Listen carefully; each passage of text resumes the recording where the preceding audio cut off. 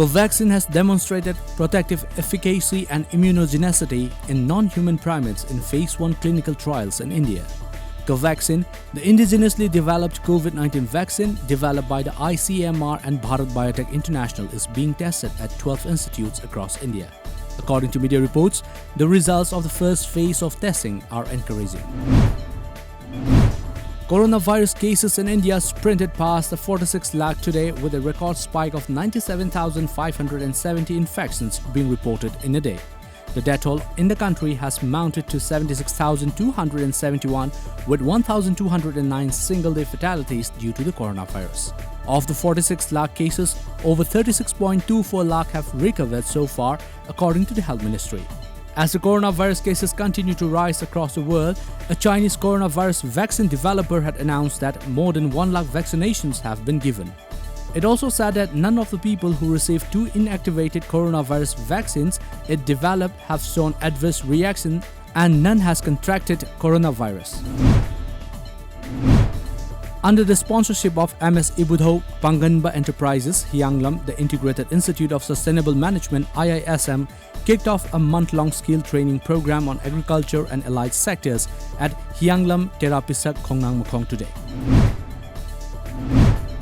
Jiri Kaithal Development Association and Jiribam Municipal Council JMC jointly organized a one-day cleanliness program today at Jiri Ima Market and its surroundings. The program was held by adhering to social distancing and other COVID-19 protocols. On a day when they were to be handed back to India, China's state-owned Global Times has claimed that 5 civilians who went missing from Arunachal Pradesh are intelligence personnel sent to spy on China. India has already clarified that the youths are civilian from the border state of Arunachal Pradesh who strayed while on a hunting trip. The People's Liberation Army PLA had earlier this week conveyed that the 5 youth who went missing from Upper Subansiri district were found by them across the border. North Korean authorities have issued shoot-to-kill orders to prevent the novel coronavirus entering the country from China, according to the commander of US forces in the south. As per a media report, the improvirus node, whose crumbling health system would struggle to cope with a major virus outbreak, has not confirmed a single case of the disease that has swept the world since first emerging in China, the North's key ally. Pyongyang closed its border with China in January to try to prevent contamination, and in July, state media said it had raised the state of emergency to the maximum level. The plasma of over 70 BSF personnel of the Meghalaya frontier who donated for a noble cause of saving precious lives will be tested at the Northeastern Indira Gandhi Regional Institute of Health and Medical Sciences.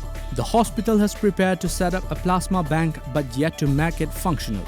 As per a media report, the BSF Meghalaya frontier has come forward with the spirit of serving the nation and humanity and undertook the drive to motivate its personnel who have recovered from COVID-19 to donate their plasma, showing that they are real first line of defense in every sense.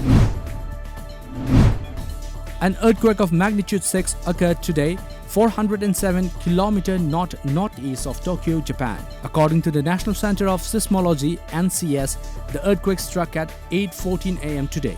A media report informed that the epicenter of the earthquake was 407 km northeast of Tokyo, Japan. This was disclosed by National Center for Seismology. Further details are awaited.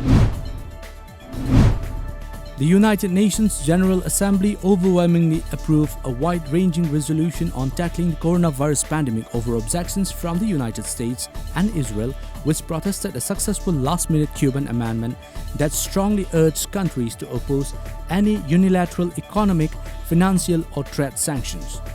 According to media reports, the 193-member world body adopted the resolution by a vote of 169-2, with Ukraine and Hungary abstaining.